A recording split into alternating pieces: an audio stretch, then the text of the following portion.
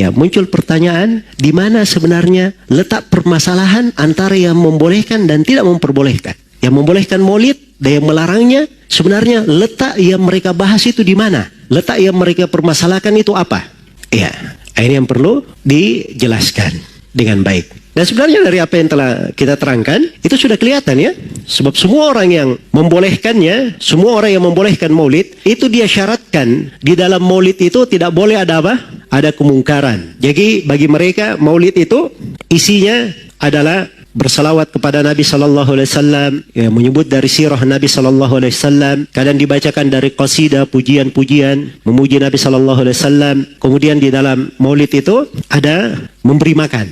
Adapun kalau ada kemungkaran, maka ulama-ulama yang membolehkan maulid itu mencelanya, tidak memperbolehkannya. Termasuk Imam Suyuti rahimahullahu ta'ala. Dan Ibnul Hajj sendiri sudah menerangkan tentang kemungkaran-kemungkaran itu kayak bagaimana di dalam perayaan maulid tersebut. Jadi kalau ada kemungkarannya itu mereka ingkari. Sampai kita di Indonesia juga, itu adalah hal yang dimaklumi ya. Sampai Syekh Muhammad Hashim Al-Asy'ari rahimahullahu ta'ala, pendiri NU, itu beliau punya buku judulnya At-Tambihat Al-Wajibat Liman Yasna'ul Maulid Bil Munkarat. Artinya peringatan-peringatan yang wajib terhadap siapa yang merayakan maulid dengan kemungkaran. Maka beliau terangkan apa saja kemungkaran-kemungkaran itu yang tidak boleh di situ. Bercampur baur laki-laki perempuan, bercampur baur laki-laki perempuan. Ini beliau ingkari. Jelas ya?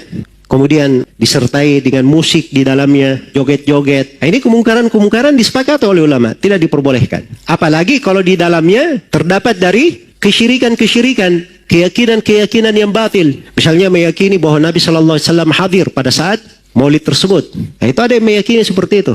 Sampai ada sebagian ulama berkata tentang kelompok Tijani. Kelompok Tijani ini, Masya Allah, selalu mereka berkata bahwa Nabi itu hadir bersama kita. Jadi ada yang berkata, Masya Allah, repot sekali Nabi dari kota Medina datang ke Maroko untuk hadir bersama kalian. Betapa jauh perjalanan Nabi itu hadir bersama kalian. Jadi ini keyakinan-keyakinan batil yang seperti ini jelas tidak diperbolehkan, adalah kemungkaran. Jadi kalau dalam maulid misalnya dibacakan qasidah al-burda, nah ini dari kemungkaran. Dalam qasidah al-burda itu ada syair-syair yang sangat tidak layak sekali, berlebihan terhadap kedudukan Nabi Sallallahu Alaihi Wasallam.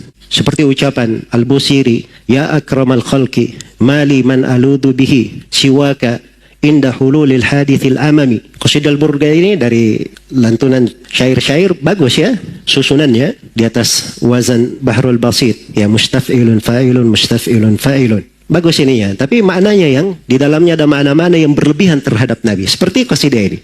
Dia berkata kepada Nabi, wahai makhluk yang paling mulia, saya tidak memiliki tempat berlindung selain daripada engkau.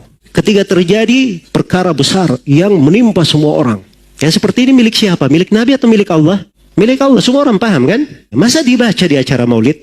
Dijadikan hal tersebut bagian dari maulid. Nah ini perkara mungkar. Semua ulama yang membolehkan maulid pun mengingkari hal yang seperti ini.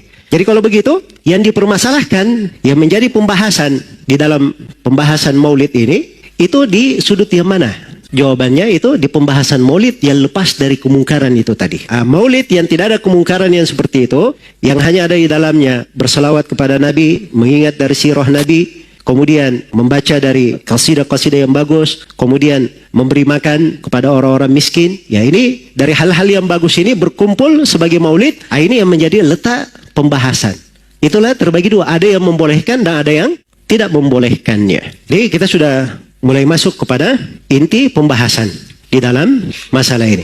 Ya, jadi kalau saya ingin bahas di sini tentang dalil-dalil siapa yang membolehkannya, dalil-dalil yang mereka sebutkan itu banyak yang mereka sebutkan. Dan tentang orang yang melarangnya, saya sudah singgung tadi beberapa dari dalilnya. Dan saya tidak mau terangkan secara khusus dalil mereka yang tidak membolehkan 1, 2, 3, 4 dan seterusnya. Karena ini pembahasan kita ringkas. Tidak diragukan bahwa maulid itu adalah perkara yang tidak ada di masa Nabi Sallallahu Alaihi Wasallam, para sahabat, para tabi'in dan tabi'ut tabi'in. Dan dia adalah perkara baru di dalam agama. Perkara baru di dalam agama. Dia adalah hal yang ditolak menurut pendapat yang paling dekat, yang paling kuat. Itulah pendapat para ulama yang apa? Yang melarang.